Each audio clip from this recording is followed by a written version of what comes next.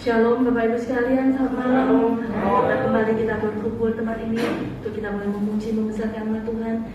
Kita mau membalas kasih-Nya dengan puji-pujian kita. Amin. Kita akan duduk doa dulu. Terima kasih Tuhan. Kalau saat ini Kau sudah mengantar kami sampai tempat ini untuk kami boleh berkumpul bersama dengan saudara-saudara kami seiman, untuk kami boleh memuji membesarkan nama-Mu dan mendengarkan firman-Mu.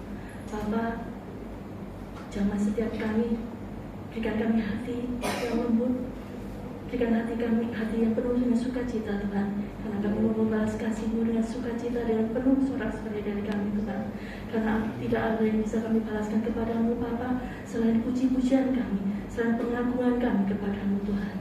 Terima kasih Tuhan, terima kasih. Kami serahkan teman-teman kami masih dalam perjalanan, Engkau yang memimpin mereka sampai tempat ini dengan selamat, sehingga boleh berkumpul bersama dengan kami untuk memuliakan nama-Mu. Terima kasih Bapa, kami serahkan kebaktian kami malam hari ini dalam tangan-Mu.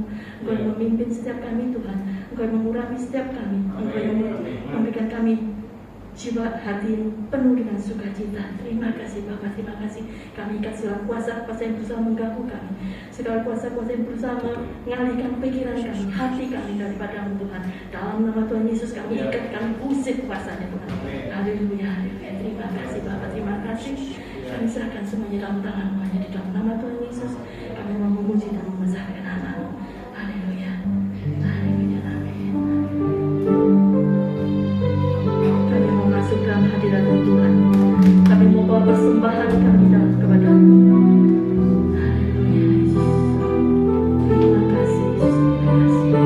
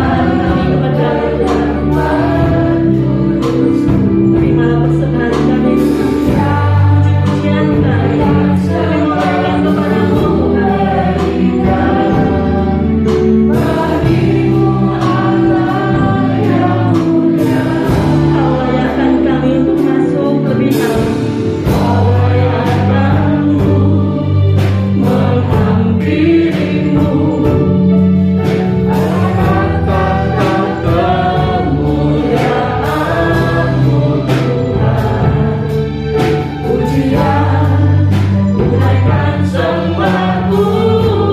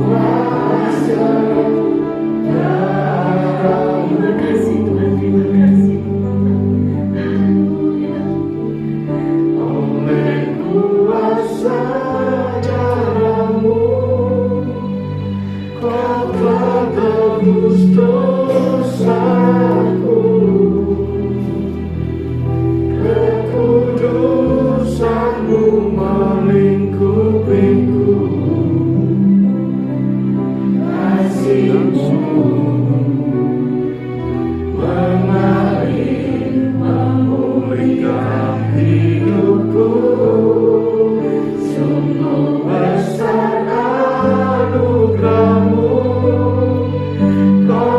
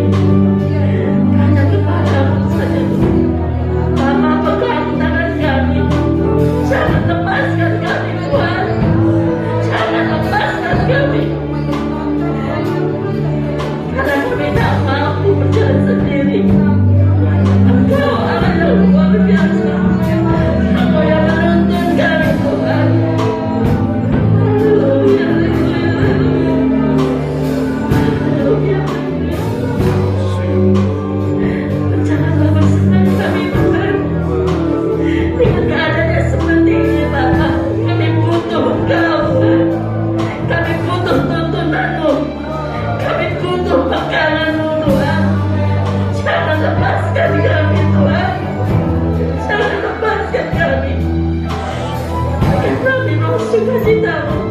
Berikan kami roh damai sejahtera-Mu. Berikan kami hati yang penuh dengan kasih seperti hati-Mu Tuhan.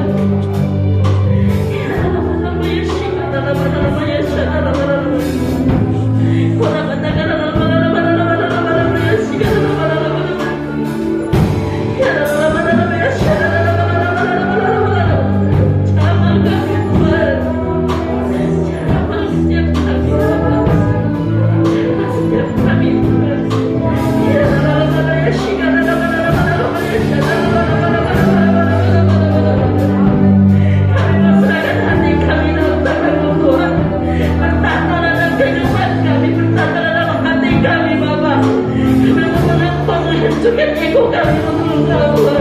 Ampuni kami kalau selama ini ego kami lebih kuat daripada Engkau. Ego kami lebih maju daripada yang lainnya. Tuhan, ampuni kami. Ampuni kami Tuhan.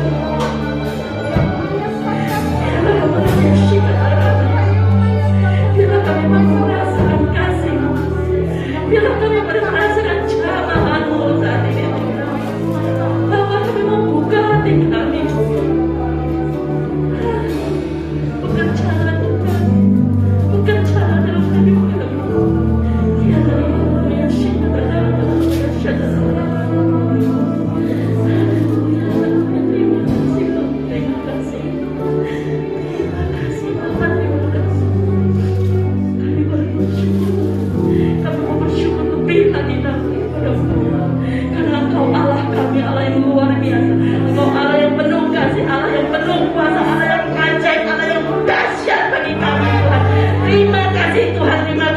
Berikan kami hati yang penuh dengan sukacita Tuhan, karena kami mau bersyukur kepadamu. Kami mau menaikkan pujian-pujian kami untuk hanya Engkau saja Bapa. Terima kasih Tuhan, kami tahu Engkau bertata dan puji-pujian kami, dan Engkau akan memberkati kami dengan penuh sukacita, dengan penuh kuasa-Mu. Terima kasih Bapa, terima kasih. Hanya di dalam nama Tuhan Yesus. Bagi yang percaya katakan sama-sama, amin. Haleluya. Berikan kemuliaan doa kita. Awalah hujan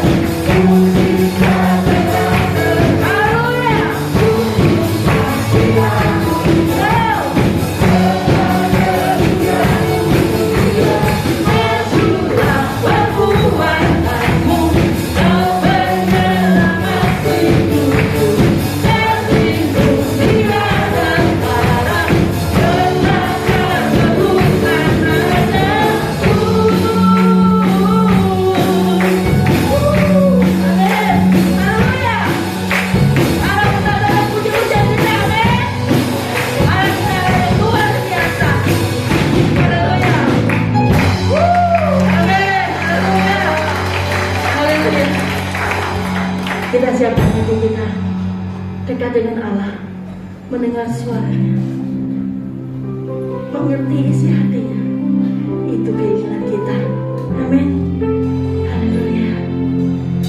Ku ingin selalu dekat denganmu Tuhan, mendengar suaramu Bapa.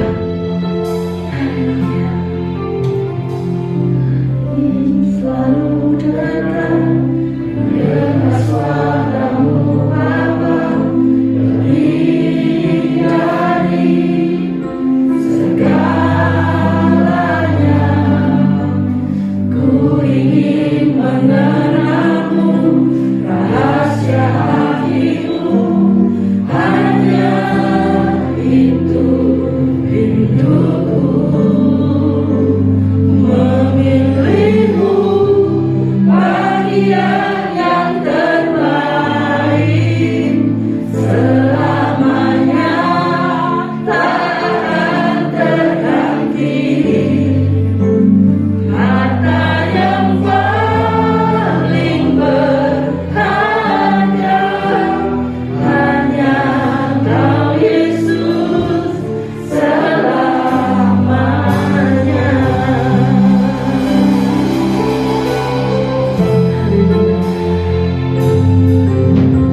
Ku ingin selalu dekat, mendengar suaramu Bapa, lebih dari segalanya. Ku ingin mengenalmu, rahasia hatimu, hanya itu rinduku. Memilihmu bagian yang terbaik, selamanya tak akan terganti.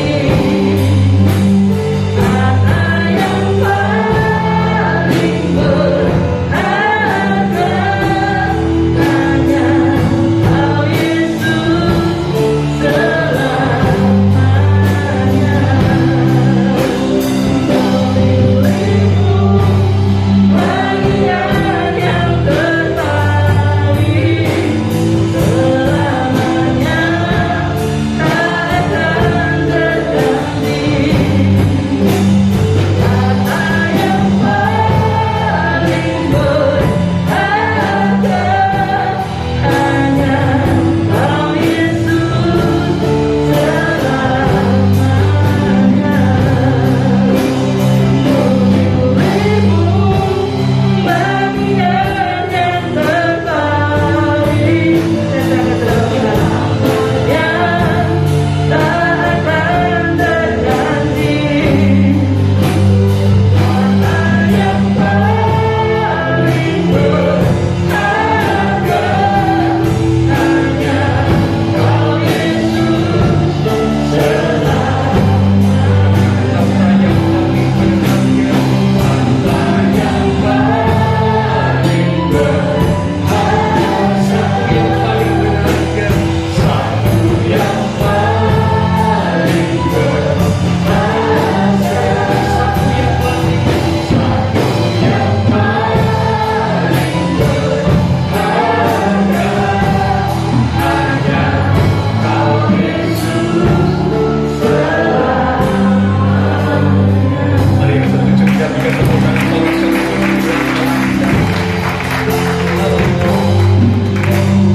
yang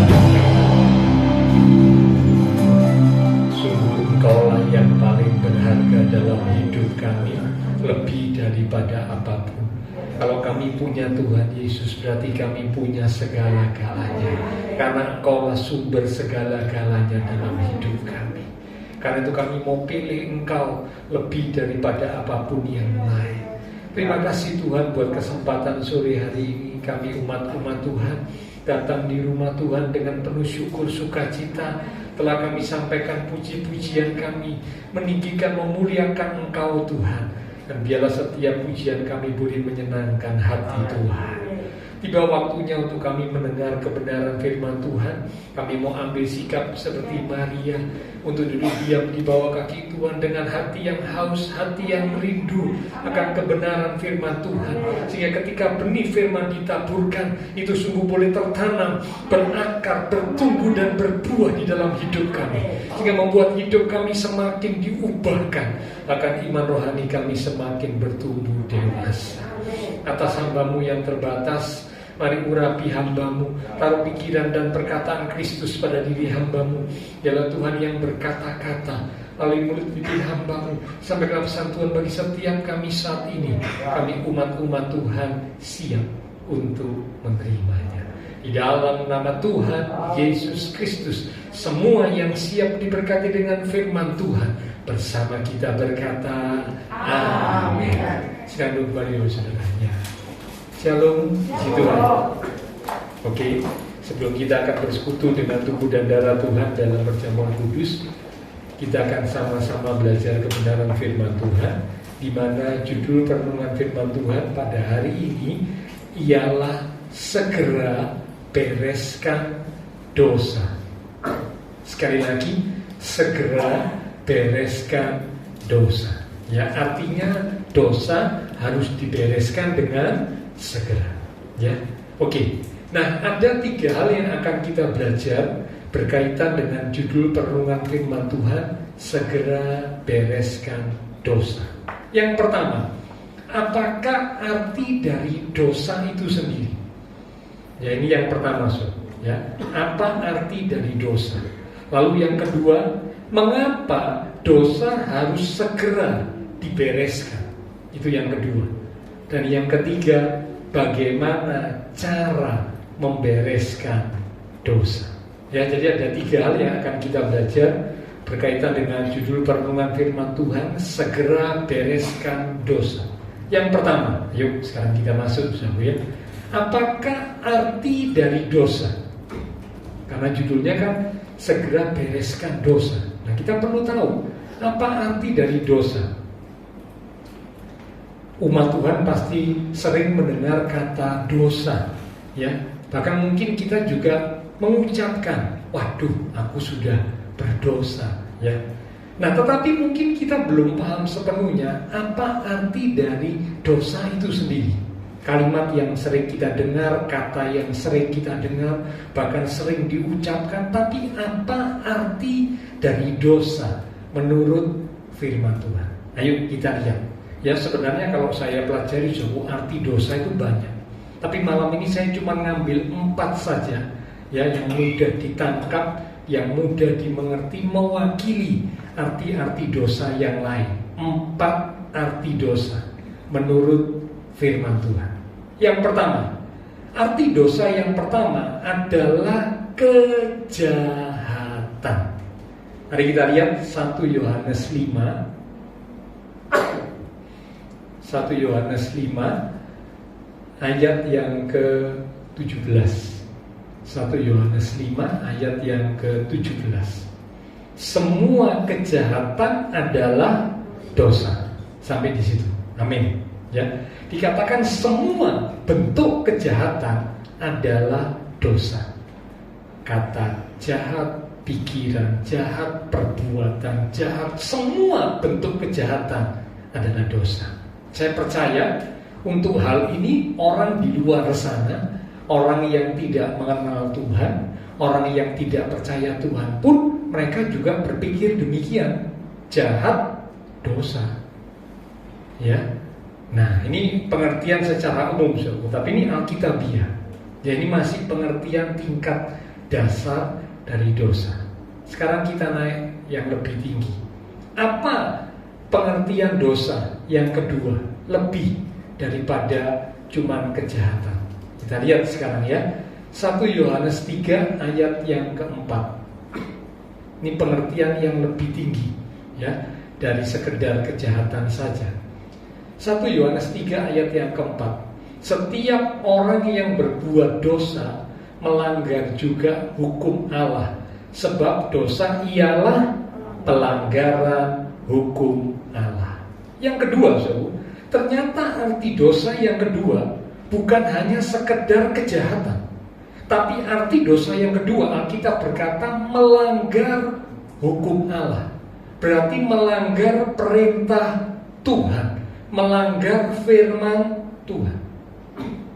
Ya, ini orang di luar sana tidak ngerti, Zau. Orang di luar sana cuma taunya kalau jahat itu dosa. Mereka cuma tahu itu. Tapi ternyata Alkitab katakan bukan cuma kejahatan dosa. Ketika kita umat Tuhan melanggar perintah Tuhan, melanggar hukum Allah, melanggar firman Tuhan, itu sudah dosa. Ya, bukan cuma sekedar jahat. Ketika kita melakukan yang baik tetapi tidak sesuai firman, itu ternyata juga sudah berdosa. Ya, jadi ini lebih tinggi, Zau, ya. Karena bukan cuma sekedar baik, sekarang juga dituntut harus benar. Baik dan benar itu beda. Baik itu di mata manusia, so. Tapi kalau benar itu di mata Tuhan. Ya. Nah, jadi sekarang meningkat, ya. Sekarang yang ketiga, ini lebih tinggi lagi, so. Jadi kalau yang pertama kejahatan adalah dosa, yang kedua melanggar hukum Allah, perintah Tuhan, firman Tuhan, itu dosa. Yang ketiga sekarang naik lebih lagi, Roma 14 ayat 23. Kitab Roma pada pasal yang ke-14 di ayat yang ke-23. Tetapi barang siapa yang bimbang, kalau ia makan, ia telah dihukum, karena ia tidak melakukannya berdasarkan iman. Dan segala sesuatu yang tidak berdasarkan iman adalah dosa. Segala sesuatu yang tidak berdasar iman. Contoh, kita berdoa, itu baik nggak, saudara? Baik. Berdoa itu benar atau tidak? Benar, karena Tuhan berkata, tetaplah berdoa, berdoalah dengan tidak berkeputusan. Itu kan perintah Tuhan. Ya, jadi kalau umat Tuhan berdoa itu sesuatu yang baik, sesuatu yang benar. Tapi tunggu dulu, kalau waktu berdoa, di saat kita berdoa ada kebimbangan, ada keraguan akan Tuhan, dosa nggak, Saudara? Dosa. Ayat ini berkata segala sesuatu yang tidak berdasarkan iman.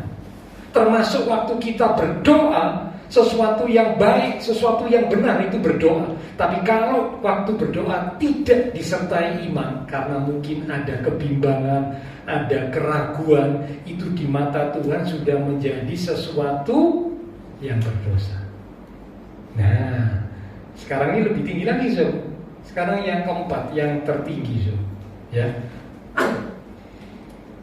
Kalau saya pelajari, so, di dalam Alkitab, kata dosa menggunakan kata ini. Ya, ini dalam bahasa asli, tapi saya nggak ucapkan, ya, karena diucapkan juga Bapak Ibu Saudara nggak ngerti. Tapi artinya kata dosa dalam bahasa asli yang paling sering dipakai itu adalah meleset dari sasaran yang dituju, melenceng dari target yang ditetapkan Allah. Ini yang keempat, yang paling tinggi pengertian tentang dosa. Meleset dari sasaran yang dituju, melenceng dari target yang ditetapkan Allah. Mungkin Bapak Ibu bertanya, lupa maksudnya apa? Saya kasih gambaran. Bapak Ibu tahu seorang pemanah. Biasanya kalau seorang pemanah, dia membawa busur panah, lalu dia juga punya anak panah. Dia hendak membidik sesuatu. Saya ngambil contoh, dia hendak membidik papan target. Papan targetnya itu berupa sebuah lingkaran. Di mana lingkaran itu, ya, di dalamnya ada lagi lingkaran yang lebih kecil. Di dalamnya ada lagi lingkaran yang lebih kecil. Di dalamnya ada lagi lingkaran yang lebih kecil. Dan paling dalam itulah lingkaran yang terkecil. Biasanya cuma sebuah titik hitam. Ya, tahu itu, ya. Nah, sang pemanah menarik busurnya, anak panahnya dilepas. Kalau dikatakan mengenai target, maka harus mengenai yang mana, so? Titik pusatnya. Setuju, ya? Kalau tidak mengenai titik pusatnya, berarti dikatakan apa, so? Meleset. Namanya mengenai target harus pas di titik pusatnya. Sedikit saja melenceng, entah itu katakanlah, ya, 5 cm, 10 cm, ya, sedikit saja melenceng, tetap dikatakan melenceng. Apalagi kalau melencengnya sampai 2 meter, 3 meter, waduh, itu kita, ya, kan ada bisa mana, narik dulu, kok menggok-menceng, ya. Setengah, katakanlah tidak sampai setengah meter, ya, mungkin cuma sekian puluh senti saja, tetap dikatakan meleset. Yang tidak meleset itu adalah pas ada di tengah-tengah lingkaran yang titik hitam, itu namanya pas, tidak meleset. Tapi geser sedikit, itu namanya meleset. Nah, dosa Alkitab katakan adalah meleset dari sasaran yang dituju, yang ditetapkan oleh Allah. Bapak ibu saudara, saya diciptakan oleh Allah Sang Pencipta. Ketika Allah menciptakan kita, pasti Allah ini punya tujuan. Betul? Kita manusia saja loh menciptakan sesuatu, membuat sesuatu. Punya tujuan enggak? Punya tujuan. Ya, kalau manusia membuat sesuatu tidak punya tujuan, itu namanya pengacara. Pengangguran tapi banyak acara, ya. Nyoba ini tapi tidak ada tujuannya, ya. Itu asal-asalan. Tapi saya percaya kalau orang yang sungguh-sungguh lakukan sesuatu, waktu dia buat sesuatu, dia coba buat sesuatu, dia ciptakan sesuatu, dia ini punya tujuan. Ya, contoh ini, orang menciptakan atau membuat mic, ini tujuannya apa, Sob? Untuk mengeraskan suara. Karena kalau saya tidak pakai mic, suara saya jadi kecil. Dengan adanya mikrofon dan seperangkat peralatan sound system, suara saya jadi lebih jelas, lebih terdengar, ya. Bahkan mungkin ada yang kadang-kadang bisa disetel, ditambahi alat apa, suaranya jadi makin lebih baik, ya, lebih jelas. Nah, ini ada tujuannya, ya. Tapi seandainya ini mikrofon bisa saya buat jadi uleg-uleg, bisa nggak, Sob? Mungkin bisa, ya. Buat nunduk-nunduk, karena mikrofon kan ada yang agak keras, Sob, ya. Bagian-bagiannya ada yang keras, mungkin nunduk-nunduk diuleg-uleg gitu, ya. Walaupun bukan untuk itu tujuannya, ya, itu berarti menyimpang, meleset dari tujuan yang ditetapkan awalnya. Allah menciptakan kita, Allah punya tujuan ketika Allah menciptakan kita. Kalau kita tidak memenuhi tujuan Allah menciptakan kita, itu berarti sudah berdosa. Nah, saudara bayangkan, ya, kalau tidak memenuhi tujuan Allah menciptakan kita, itu berarti meleset dari target yang ditetapkan oleh Allah, melenceng dari sasaran yang ditetapkan oleh Allah. Kalau demikian halnya, mau jujur, siapa manusia yang selalu tepat bisa mengenai pas sesuai dengan tujuan Allah menciptakan kita? Kalau mau jujur, siapa yang bisa seperti itu? Tidak ada. Itulah sebabnya Alkitab katakan, yuk kita buka sebentar, ya, Roma 5 ayat yang ke-12. Kitab Roma pasal 5 ayat yang ke-12. Sebab itu sama seperti dosa telah masuk ke dalam dunia oleh satu orang, yaitu oleh Adam. Karena Adam meleset, ya, dari target yang Tuhan tetapkan, makan buah Adam dan Hawa, jatuh, ya. Oleh dosa itu juga maut. Demikianlah maut itu telah menjalar kepada semua orang keturunan Adam dan Hawa, termasuk kita. Karena itu dikatakan semua orang telah berbuat dosa. Nah, ini kata dosa, ya, pada ayat ini dalam Alkitab bahasa asli itu artinya meleset dari tujuan Allah telah menetapkan kita. Dikatakan semua orang. Kalau kata semua ini berarti bukan cuma orang tertentu, so. Ya, kalau demikian halnya, ada nggak orang yang bisa berkata, kalau saya, Pak, saya tidak berbuat dosa. Kalau saya, Pak, saya tidak pernah jatuh dalam dosa. Bisa nggak, so? Nggak ada, karena ayat ini berkata semua orang telah berbuat dosa. Ya, mungkin ada orang bilang, ya, saya tidak berbuat dosa dalam pengertian dosa yang pertama, kejahatan. Oke, mungkin ada orang yang bisa tidak berbuat jahat. Oke, mungkin bisa, so.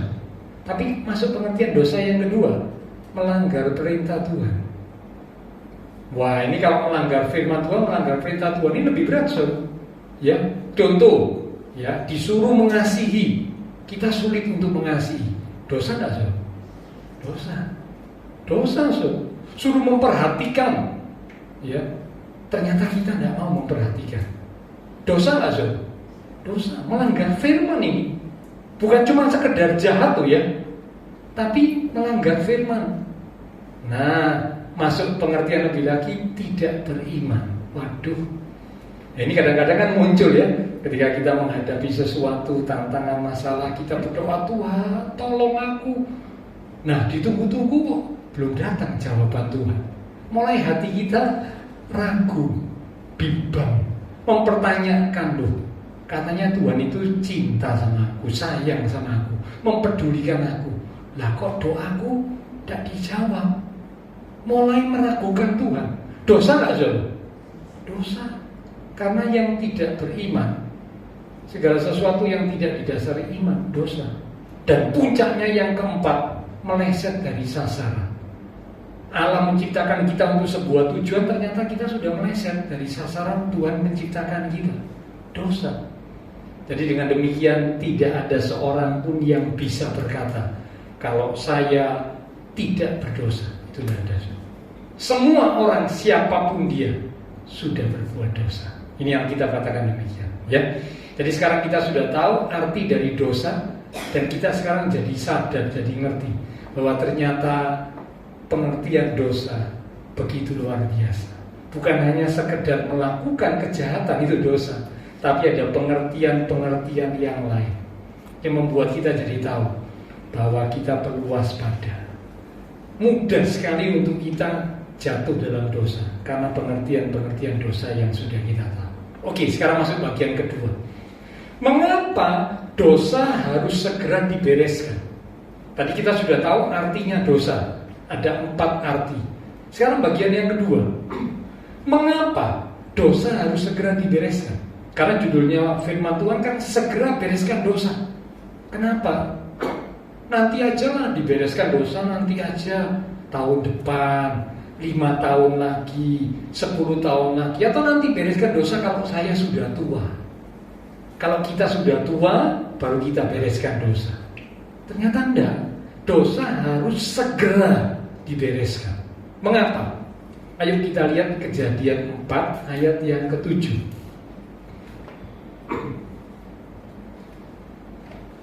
Kitab Kejadian pada pasal yang keempat di ayat yang ke-7.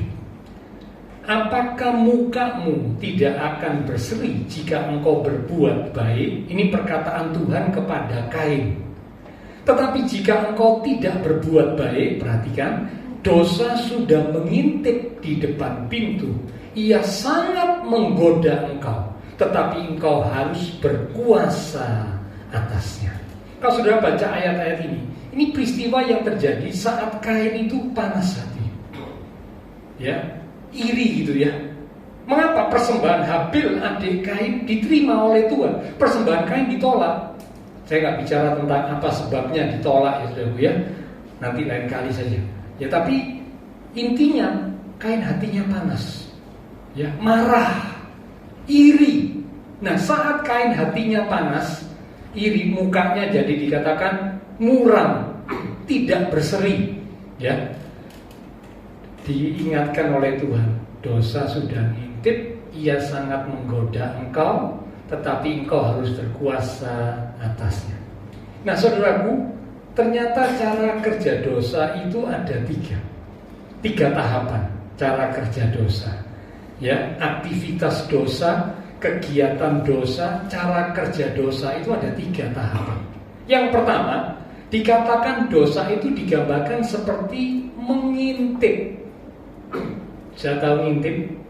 Ngintip itu tidak kelihatan, tidak nampak, tapi melihat sesuatu tapi sembunyi, sehingga tidak nampak gitu ya. Karena memang sembunyi, tapi sedang mengamati sesuatu. Mengintip itu berarti mencari kesempatan, mencari peluang. Ini tahap yang pertama.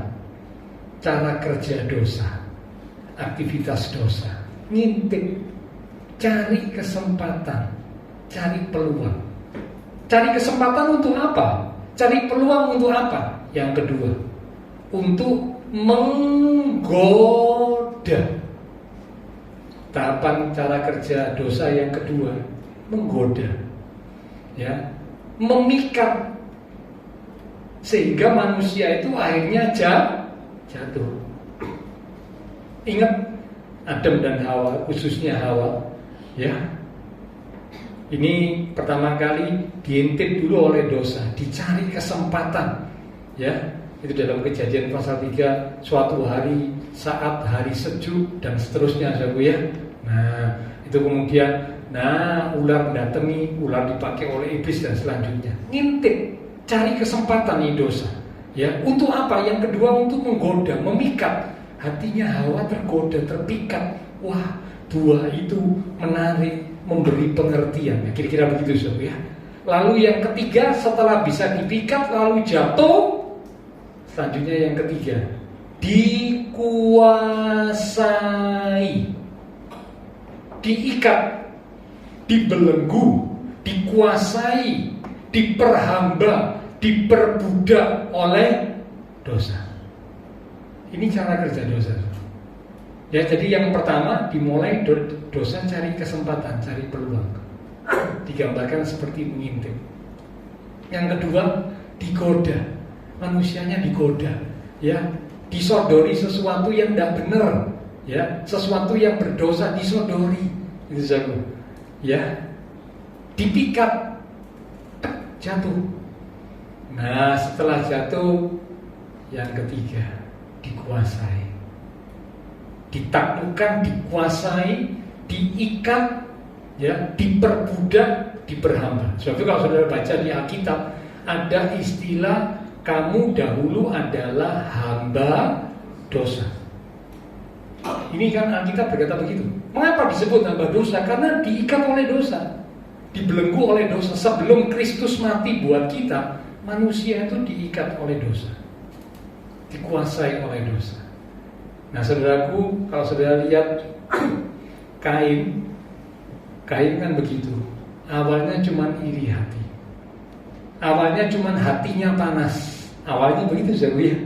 Tapi Kain tidak segera bertindak, tidak segera membereskan dosa. Hatinya panas ini dibiarkan, saudara. Lama-lama bukan hati panas, terjadilah apa? Pembunuhan.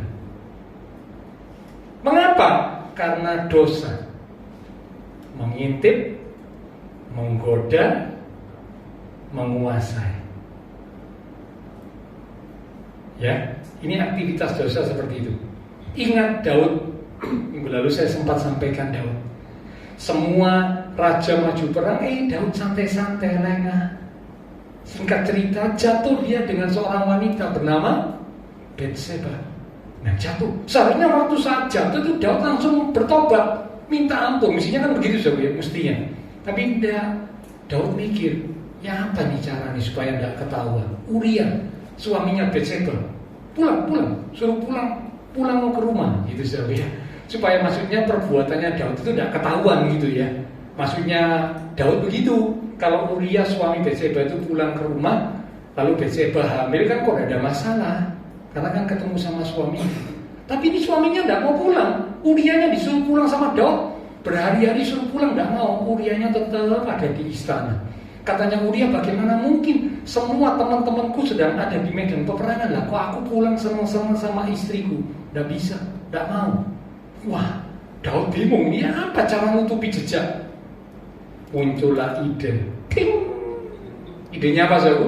Kirim surat kepada pimpinan Panglima Israel waktu itu, Yoab, tempatkanlah Uria di barisan paling depan. Nanti waktu perang, taruh di barisan paling depan. Lalu ketika terjadi peperangan sengit, kamu mundur. Karena apa? Kalau peperangan sengit, mundur. Nah, yang di depan itu kan berarti nanti jadi apa, saudara? Jadi umpan. Uria ditaruh barisan paling depan. Bener, ini rencananya Daud. Wah, tokcer, saudara, ya. Otak pembunuhan. Bukan dengan tangannya Daud membunuh, tapi Daud jadi otaknya, saudara. Mengapa? Karena dosa itu Jadi saya katakan, yang pertama ngintip, cari peluang, cari kesempatan. Yang kedua menggoda, memikat supaya jatuh. Yang ketiga, menguasai. Ya, karena itulah mengapa dosa harus segera dibereskan. Kalau tidak segera dibereskan, semakin lama akan semakin diikat, semakin dikuasai, semakin berdosa. Ibarat luka, ya, kalau kita punya luka, ya, luka yang cukup lumayan dalam, luka itu harus diapakan, diobati. Jangan sampai luka lumayan dalam lalu kita bilang tidak apa-apa, ya, tidak diobati, tidak ditutup dan sebagainya. Lama-lama lukanya bisa melebar, bisa tambah dalam, abses, bernanah, infeksi, ya, mungkin sampai lebih dalam mengenai jaringan-jaringan tubuh. Lama-lama dibiarkan terus, diapakan, diamputasi. Bisa terjadi itu, kalau tidak diobati. Dosa seperti itu, ibarat orang luka harus diobati. Dosa juga begitu, harus segera dibereskan. Kalau dosa tidak segera dibereskan, bahaya. Dosa akan mengikat. Dan satu hal lagi, siapa yang tahu umur seseorang? Ada Bapak Ibu Saudara yang tahu umurnya berapa? Tidak ada yang tahu. Minggu yang lalu adik sepupu saya meninggal. Ya, usianya di bawah saya 2 tahun. Tiba-tiba meninggal, ya. Kami sekeluarga kaget. Wah, kok bisa ya? Badannya sehat, gede dong. Ya, tiba-tiba meninggal. Wow, siapa yang sangka? Siapa yang tahu? Kalau dosa tidak segera dibereskan, tiba-tiba Tuhan panggil kita. Siap nggak ketemu Tuhan? Tidak siap. Karena masih menyimpan dosa.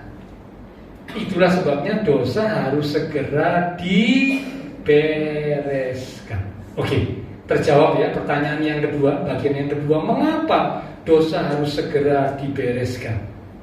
Satu lagi, satu ayatnya kita baca, Ibrani 3 ayat yang ke-13. Ini satu alasan lagi mengapa dosa harus segera dibereskan. Ibrani pasal yang ketiga, Ibrani pasal yang ketiga di ayat yang ke-13.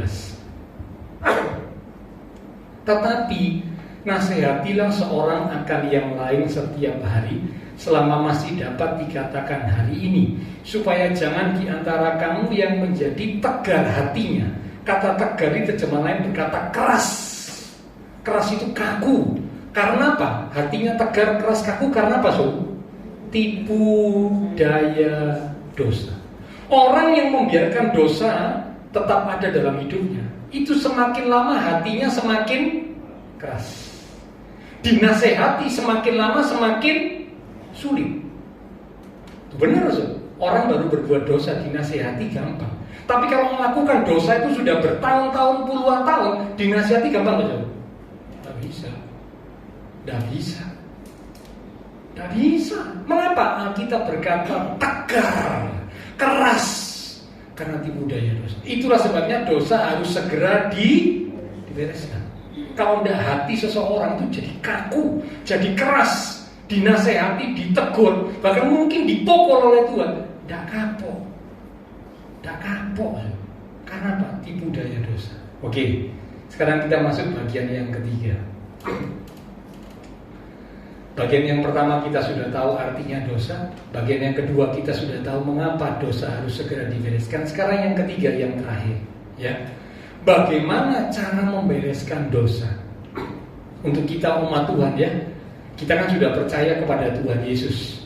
Korban Kristus sudah menebus semua dosa kita. Tapi dalam perjalanan hidup kita selanjutnya kita masih bisa melakukan kesalahan. Kita masih bisa jatuh dalam dosa. Ya, karena tidak ada seorang manusia pun yang kebal terhadap dosa. Itu tidak ada. Semua orang masih bisa salah, masih bisa berdosa. Abraham, Daud, Petrus, Paulus, siapa lagi tokoh-tokoh Alkitab kalau saudara baca. Mereka itu orang-orang yang hebat, tapi mereka ternyata juga masih bisa jatuh dalam dosa.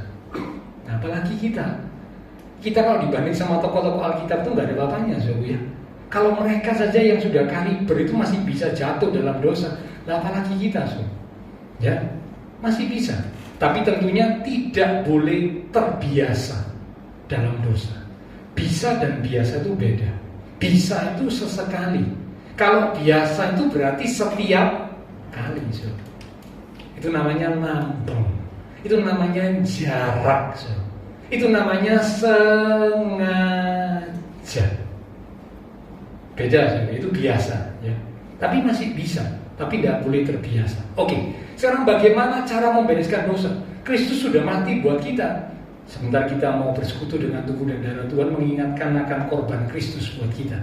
Kristus mati menebus dosa kita. Tapi selanjutnya, kalau kita masih lakukan dosa, masih lakukan kesalahan, bagaimana cara kita membereskan dosa?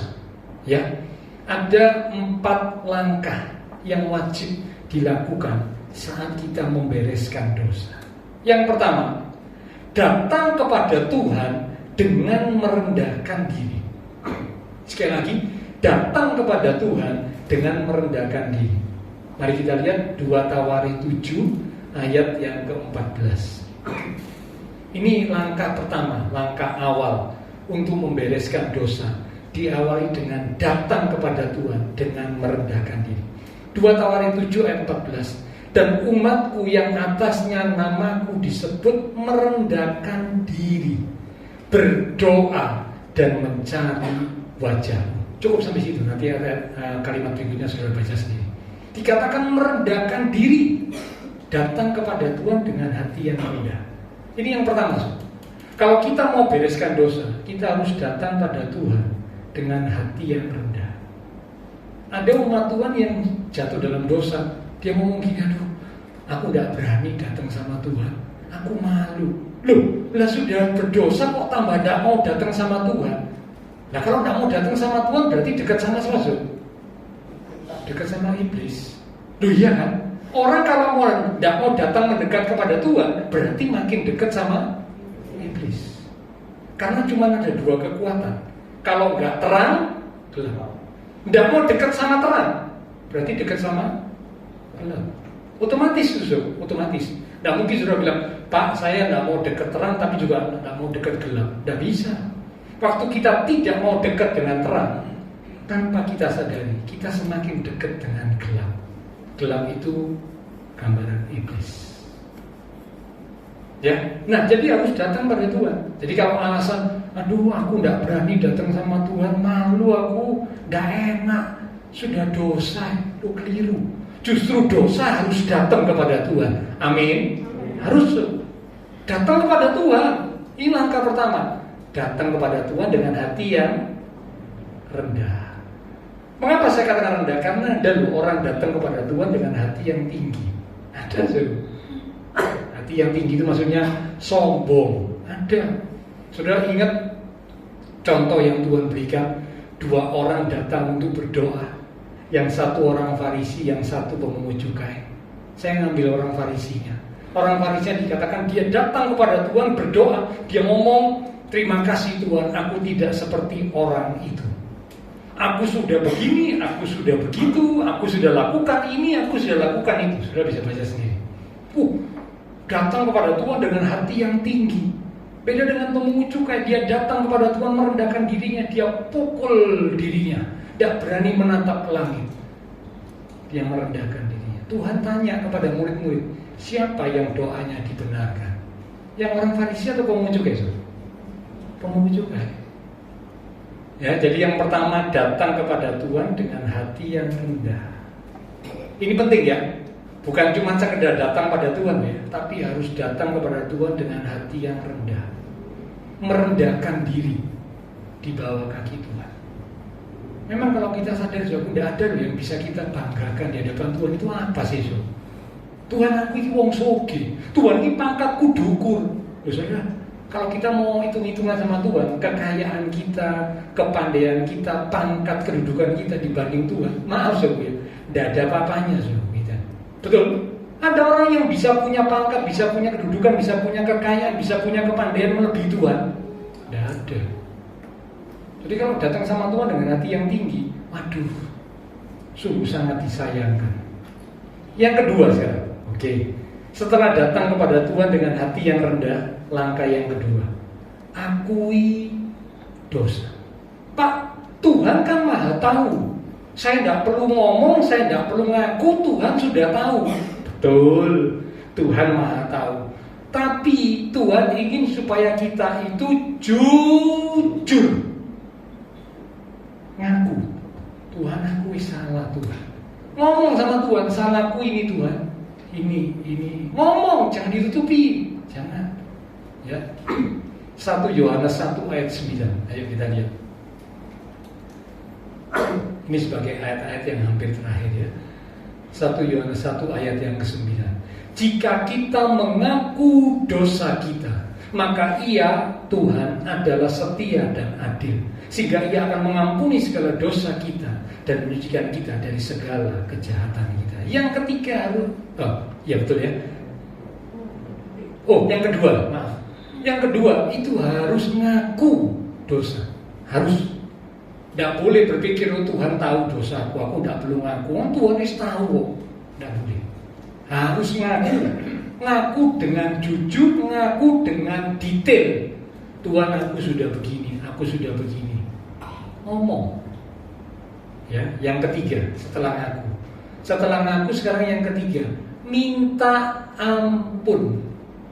Tidak cukup cuma ngaku, Tuhan aku sudah berdosa, aku sudah lakukan ini, diem. Loh, nggak cukup. Setelah ngaku sekarang bilang ampuni aku Tuhan. Dalam doa Bapa kami yang diajarkan Tuhan Yesus di Matius pasal 6, itu di ayat yang ke-12 itu dikatakan ampunilah kami jikalau ada sekiranya kesalahan kami seperti kami mengampuni orang yang bersalah kepada kami. Ada kata ampunilah, berarti minta ampun. Yang ketiga minta ampun. Ini cara membereskan dosa, ya. Nah, ketika kita minta ampun harus disertai iman percaya bahwa dosa kita sudah diampuni. Jangan sampai kita minta ampun tapi kita masih ragu. Dosaku sudah diampuni atau belum ya? Waduh, jangan-jangan belum. Loh, nggak boleh. Kalau saudara sudah minta ampun, saudara harus percaya bahwa dosa kita sudah diampuni oleh Tuhan. Karena kan kita penuhi syarat yang pertama, datang kepada Tuhan dengan merendahkan diri. Lalu yang kedua, ngaku dengan jujur, dengan terbuka, dengan sungguh, ya, dengan detail kepada Tuhan. Lalu yang ketiga, minta ampun, disertai percaya bahwa dosa sudah diampuni. Yang keempat, yang terakhir, sungguh-sungguh bertobat, artinya kembali ke jalan yang benar. Amsal 28 ayat 13. Kita baca sebagai ayat terakhir. Setelah ini pelayan mimbar, pelayan perjamuan kudus bisa maju ke depan. Amsal 28 ayat 13. Siapa menyembunyikan pelanggarannya tidak akan beruntung, tetapi siapa mengakuinya dan meninggalkannya. Kata meninggalkannya itu berarti meninggalkan dosa, meninggalkan jalan yang salah, kembali ke jalan yang benar. Dikatakan siapa mengakuinya dan meninggalkannya akan disayangi. Yang keempat, harus sungguh-sungguh bertobat. Ya, tidak cukup cuma datang pada Tuhan dengan hati yang rendah, ngaku dosa, minta ampun, ya, tidak cukup. Coba ada yang keempat. Kepada perempuan yang ketangkap basah berbuat zina, Tuhan bilang apa? Pergilah. Aku tidak menghukum engkau, tapi ingat mulai dari sekarang jangan berbuat dosa lagi. Sungguh-sungguh bertobat. Orang yang mau membereskan dosa, dia harus sungguh-sungguh bertobat. Ya, katanya seorang batuan jangan jadi Kristen tomat. Sudah tahu tomat? Tomat itu 1 hari tobat, 1 hari kumat. Nah itu sebenarnya repot itu ya, tomat. Tobat kumat, tobat kumat. Loh lah ya apa? Tuhan mau ya sungguh-sungguh bertobat gitu loh ya. Nah oke. Saya berdoa supaya kebenaran firman Tuhan boleh kita tangkap dengan baik. Ya karena Tuhan ingin supaya setiap kita tidak dikuasai oleh dosa. Kita nggak tahu umur hidup kita ya. Biarlah kalau Tuhan panggil pulang kita sewaktu-waktu kita siap ketemu Tuhan. Tidak ada nyimpen dosa. Kita sudah segera membereskan. Mari sama-sama kita datang pada Tuhan. Silakan pelayan mimbar, pelayan perjamuan kudus. Lewat satu pujian kita akan katakan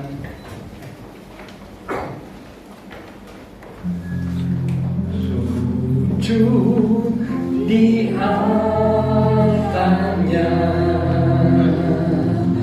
Ku bawa hidupku, inilah kami Tuhan. Ku terima anugerahnya, Dia pulihku dan bebaskanku.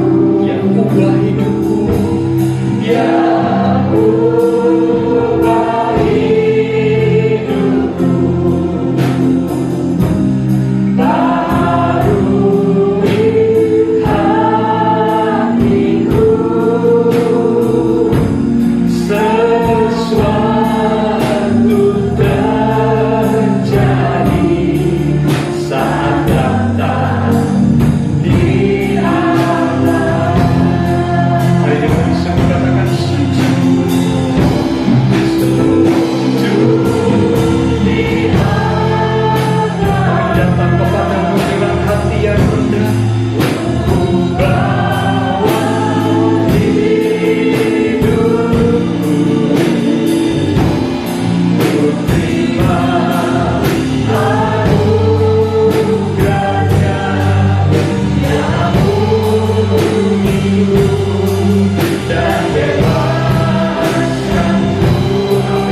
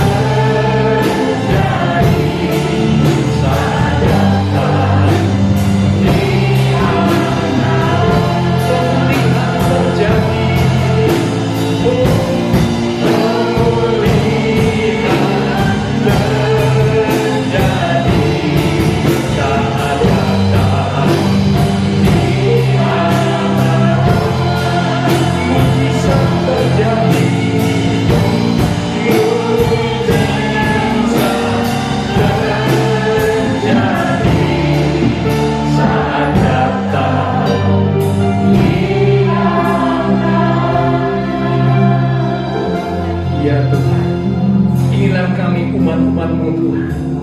Kami datang kepadamu malam hari ini Tuhan. Kami sadar tidak ada yang tersembunyi di hadapan-Mu ya Tuhan. Khususnya sebentar kami akan bersekutu dengan tubuh dan darah Tuhan yang kudus. Kami introspeksi diri kami. Segala dosa-dosa yang sudah kami lakukan lewat pikiran kami, perkataan kami, perbuatan kami mau bereskan di hadapan Tuhan. Malam hari ini Tuhan, kami datang dengan hati yang rendah. Kami akui dosa kami di hadapan-Mu Tuhan, dan kami mohon pengampunan-Mu Tuhan. Ampuni kami Tuhan, ampuni segala dosa yang sudah kami lakukan Tuhan, sehingga kami melenceng dari tujuan Tuhan menciptakan kami. Ampuni kami Tuhan, ampuni kami Tuhan. Dan kami percaya ketika kami mohon pengampunan dengan penuh kesungguhan, Engkau Allah yang setia dan adil. Engkau berjanji untuk mengampuni, menyucikan kami dari segala dosa kami, karena Engkau mati untuk menebus segala dosa kami. Dan selanjutnya kami mau sungguh-sungguh bertobat. Kami mau sungguh-sungguh kembali ke jalan Tuhan, kembali ke jalan yang benar sesuai dengan firman. Hamba terbatas untuk berkata dan menjelaskan, tapi Roh Kudus, Engkau yang akan berkata-kata lebih lanjut kepada setiap kami umat-umat Tuhan, sehingga tidak ada di antara kami yang membiarkan dosa, tidak ada di antara kami yang tidak segera membereskan dosa, karena kami juga tidak tahu kapan Tuhan panggil kami pulang. Kalau kami tidak membereskan dosa, kami tidak akan siap untuk bertemu dengan Tuhan. Karena itu kami mau bertindak segera membereskan dosa dan kembali hidup di dalam kebenaran Tuhan. Terima kasih Tuhan, terima kasih. Lanjutkan karya-Mu ya Roh Kudus atas setiap kami, hingga kami boleh dipimpin, dituntun untuk hidup di dalam kebenaran Tuhan. Terima kasih Tuhan. Sebentar kami akan bersekutu dengan tubuh dan darah Tuhan. Kami percaya kekudusan kebenaran Tuhan sudah melingkupi dan melayakkan setiap kami umat-umat Tuhan untuk bersekutu dengan tubuh dan darah Tuhan yang kudus. Engkau mengurapi setiap hamba-hambamu yang akan melayani. Engkau berkati roti dan anggur yang akan kami terima. Sungguh kami rindukan melalui persekutuan dengan tubuh dan darah Tuhan pada malam hari ini. Kekuatan Tuhan, kasih Tuhan, kuasa Tuhan mengalir dalam hidup kami. Dengan hati yang siap, kami akan menerima tubuh dan darah Tuhan yang kudus. Dalam nama Tuhan Yesus Kristus kami sudah berdoa. Amin. Silakan Pak Mun, protokol kesehatan tetap kita jalankan. Sementara kita akan menerima tubuh dan darah Tuhan. Nanti Bapak Ibu Saudara baca ayat yang ada di hosti ya. Dalam satu pujian kita katakan, sejauh timur dari barat, Engkau Tuhan membuang dosa.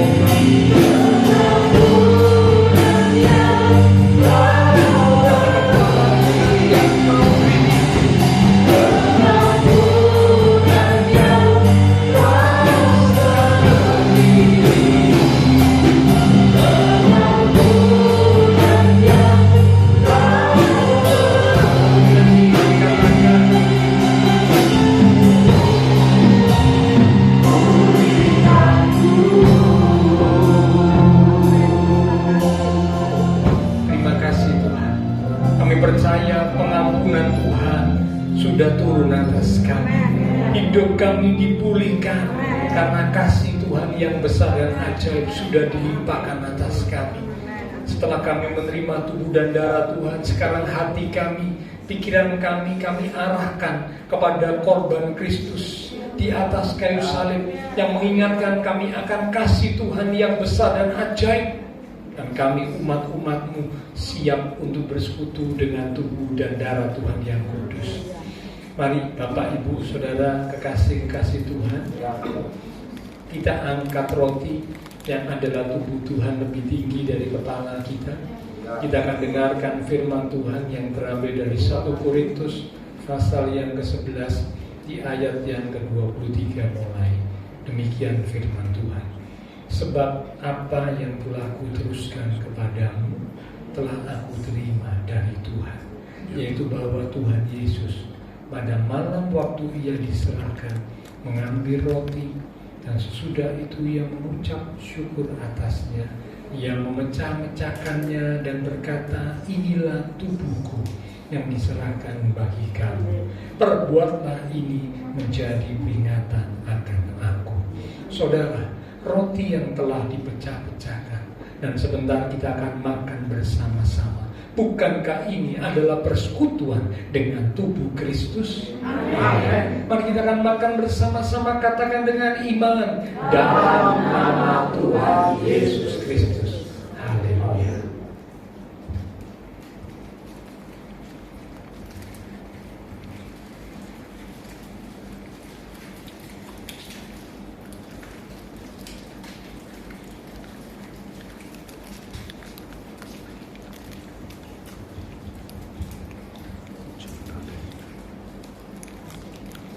Terima kasih Tuhan. Terima kasih untuk persekutuan dengan tubuh. Terima kasih Tuhan. Mari sekarang kita angkat cawan lebih tinggi dari kepala kita. Kembali kita akan dengar firman Tuhan. Demikian juga ia mengambil cawan sesudah makan, lalu berkata, cawan ini adalah perjanjian baru yang dimeteraikan oleh darahku. Itulah darah perjanjian yang ditumpahkan untuk pengampunan dosa. Perbuatlah ini setiap kali kamu meminumnya menjadi peringatan akan aku. Saudara, cawan yang telah kita mintakan berkat atasnya, dan sebentar kita akan minum bersama-sama. Bukankah ini adalah persekutuan dengan darah Kristus? Amin. Mari kita akan minum bersama-sama, katakan dengan iman, dalam nama Tuhan Yesus Kristus. Haleluya.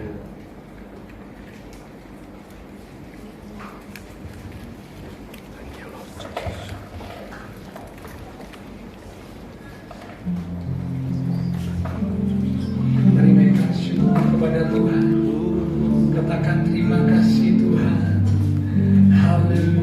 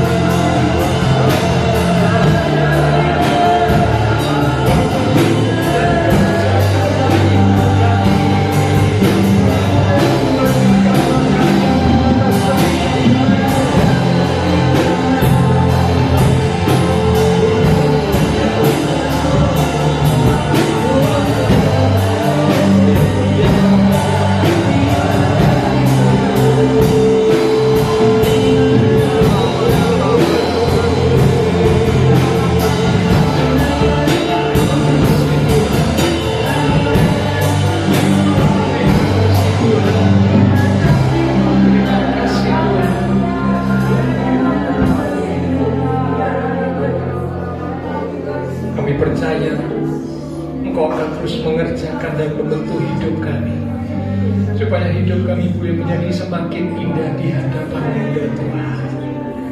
Kami percaya malam hari ini melalui persekutuan dengan tubuh dan darah Tuhan, maka kekuatan Tuhan, kuasa Tuhan, kasih Tuhan itu sudah mengalir atas setiap kami, sehingga kami boleh menjadi umat-umat Tuhan yang semakin hidup menyenangkan hati Tuhan, memuliakan Tuhan. Roh Kudus menolong, memampukan kami. Bahkan berkat-berkat-Mu Kau curahkan dalam hidup kami. Diberkati iman rohani kami, diberkati keluarga rumah tangga kami, diberkati usaha pekerjaan kami, diberkati studi kami, diberkati kesehatan kami. Bahkan masa depan yang indah penuh dengan pengharapan Tuhan sediakan buat kami, umat-umat Tuhan yang belajar hidup seturut kehendak Tuhan. Terima kasih Tuhan. Kami berdoa buat saudara seiman kami, mereka yang sakit Engkau jamah, Engkau sembuhkan dalam nama Tuhan Yesus. Yang lemah dikuatkan, yang susah dihiburkan, yang sedang menghadapi masalah pergumulan, biarlah iman mereka tetap teguh di dalam Tuhan. Terima kasih Tuhan. Semua yang sudah melayani persembahan yang dipersembahkan, apapun yang dilakukan setiap umat Tuhan, karena mengasihi Tuhan, Allah sumber segala berkat akan memberkati dan memakai hidup kami untuk boleh lebih lagi memuliakan Tuhan. Kami berdoa memberkati bangsa negara kami Indonesia, pemimpin-pemimpin bangsa kami, kota kami Surabaya, bahkan tetangga lingkungan sekitar gereja Tuhan. Memberkati setiap jemaat Tuhan yang berulang tahun sepanjang minggu ini, dengan pertambahan usia yang Tuhan beri, membawa kami semakin dekat Tuhan, semakin sungguh-sungguh mengasihi Tuhan, karena kami sadar pertambahan usia itu datangnya dari Tuhan. Terima kasih Tuhan. Setelah selesai ibadah, kami akan berpisah satu dengan yang lain, kembali ke aktivitas kami, kembali ke keluarga rumah tangga kami. Biarlah segala berkat, anugerah, damai, sukacita yang melimpah dari Allah Bapa Surgawi, kasih Tuhan Yesus Kristus, dan persekutuan dengan kuasa Roh Kudus akan terus memimpin, menuntun langkah kehidupan setiap kita. Itu terus menyertai kita sekalian mulai malam ini sampai Maranatha, Tuhan Yesus datang kembali. Di dalam nama Tuhan Yesus Kristus, semua yang percaya diberkati Tuhan. Mari bersama dengan iman kita berkata amin. Tuhan berkati kita sekalian. Sampai berjumpa di minggu yang akan datang.